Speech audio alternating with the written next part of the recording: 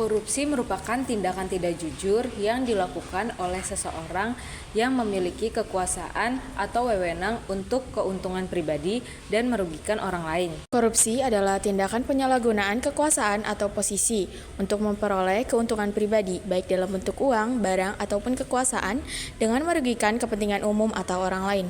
Korupsi sendiri merupakan sebuah tindakan yang melanggar hukum dan juga melibatkan penyalahgunaan kekuasaan untuk keuntungan pribadi dan juga dapat merugikan negara.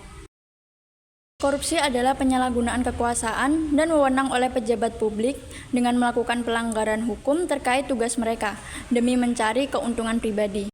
Menurut saya, korupsi adalah tindakan penyalahgunaan kekuasaan atau posisi untuk memperoleh keuntungan pribadi secara tidak sah, umumnya melalui penggelapan, penyuapan, atau pemerasan. Korupsi adalah tindakan penyalahgunaan kekuasaan atau jabatan untuk keuntungan pribadi atau kelompok.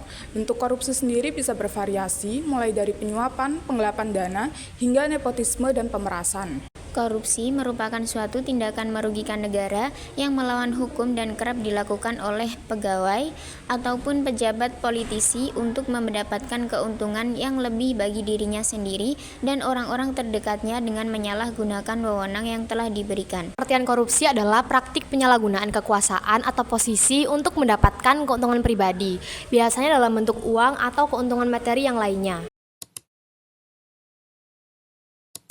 Penyebab seseorang melakukan korupsi ini bisa bermacam-macam, Termasuk faktor ekonomi, budaya, sosial, dan politik. Dan kebutuhan ekonomi yang mendorong seseorang untuk mencari jalan pintas melalui korupsi. Ini terjadi akibat dari lemahnya sistem pengawasan yang pada akhirnya menjerumuskan pelaku melakukan korupsi. Faktor-faktor lain seperti ketidakpuasan finansial, tekanan sosial, dan kurangnya akses terhadap sumber daya juga bisa membuat seseorang korupsi.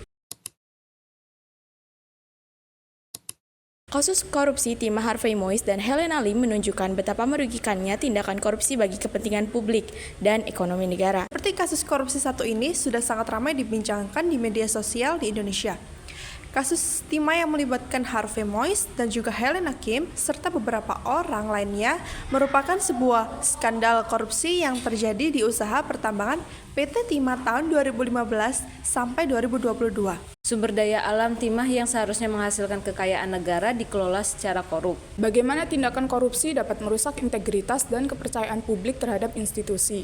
Praktik semacam ini tidak hanya merugikan negara secara finansial, tetapi juga menciptakan ketidakadilan dan merusak moral masyarakat. Kasus ini menunjukkan betapa pentingnya pengawasan yang ketat dalam pengelolaan sumber daya alam, serta transparansi dalam proses alokasi dan distribusi kuota ekspor. Pancasila membangun kesadaran moral anti korupsi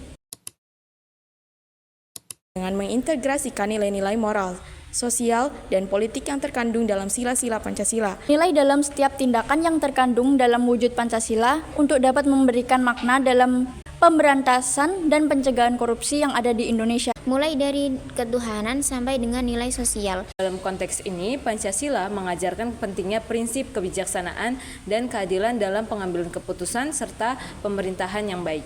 Dengan demikian, Pancasila memiliki potensi besar untuk membentuk moral individu dan mendorong perilaku yang positif dalam bermasyarakat.